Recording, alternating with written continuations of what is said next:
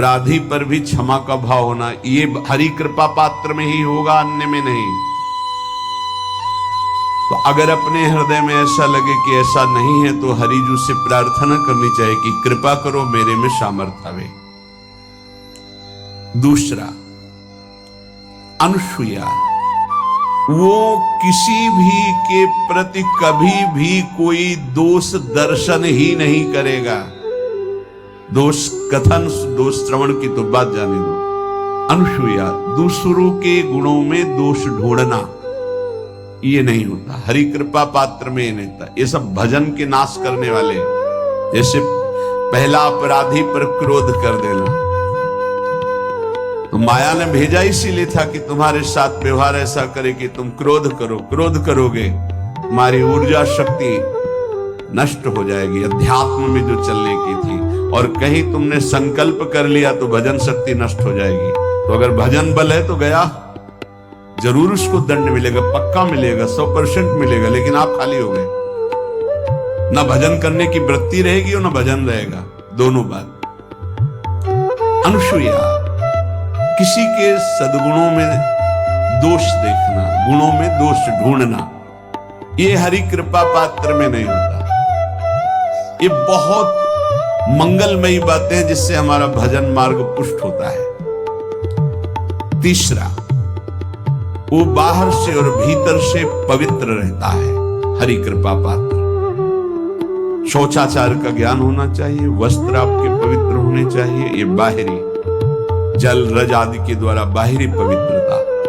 और निष्कपटता, निश्चलता, सत्य भाव, ये अंदर की पवित्रता है। अगर कपट है, छल है, असत्य है, तो हृदय मलिन रहता है। भीतर और बाहर से पवित्र रहना, इसमें खास बात क्या है? भीतर और बाहर से पवित्र रहने में, भीतर और बाहर से सदैव पवित्र कौन रह सकता है?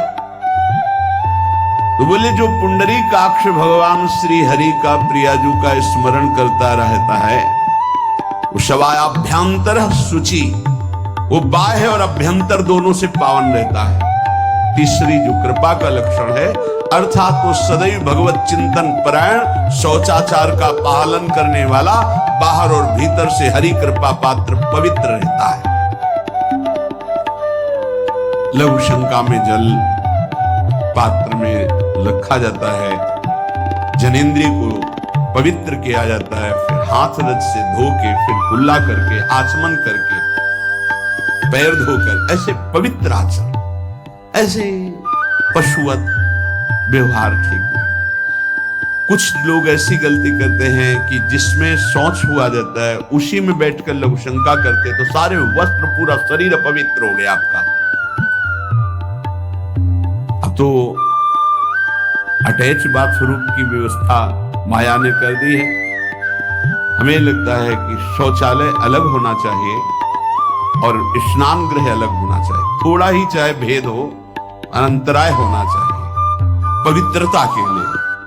अब ये शौचालय है, यही स्नान करना है, यही लघु शंका करनी है, तो पवित्रता का निर्वाह नहीं हो पाता। यदि जिस उस जगह आप शौच करते हैं, जो बैठकर उसी पे बैठ के लघु शंका करते हैं, तो आपको पूरा वस्त्र सहित स्नान करना चाहिए पवित्रता के, तभी बुद्धि भ्रष्ट हो जाती है।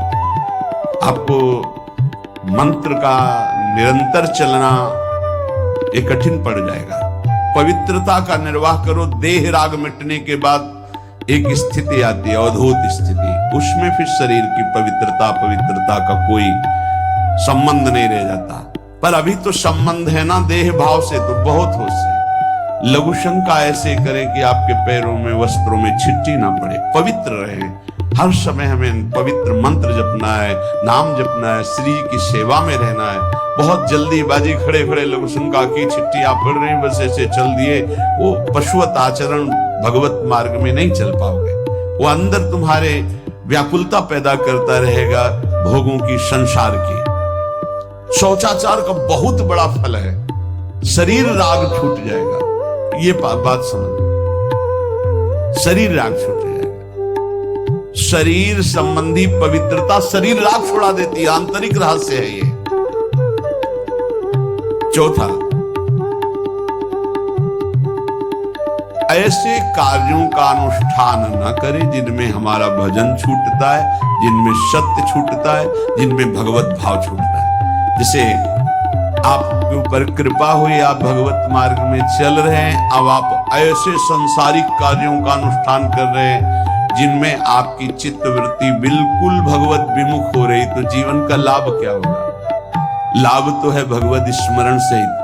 इसी की मानो टीका है, छठदम शील बिरत बहु कर्मा, निरत निरंतर सज्जन धर्मा। शीलवान और ऐसे कर्मों से विरत जिनसे भगवत विस्मरण होता है, जो सज्जन पुरुषों के द्वारा धर्मानुष्ठान होते हुए उन्हीं का अनुष्ठान, ऐसे कर्मों में ना जाए जिससे भगवत विस्मरण होता है। यह कल एक ने प्रश्न किया कि मैं खाता तो नहीं लेकिन मांस के दुकान में मांस बेचता हूं, होटल है, क्या उचित है? ये उचित कैसे हो सकता है? तुम और भी तो व्यापार कर सकते हो। जरूरी है धर्म का पालन करने की इच्छा करते हो, धर्माचरण करते हो, ऐसा नहीं। तो विरत बहु कर्मा, उन कर्मों से हमें विरत रहना है जो हमारे धर्म के विरुद्ध है, जो भजन के विरुद्ध है। हरि कृपा पात्र ऐसे कर्मों का अनुष्ठान कर ही नहीं सकता।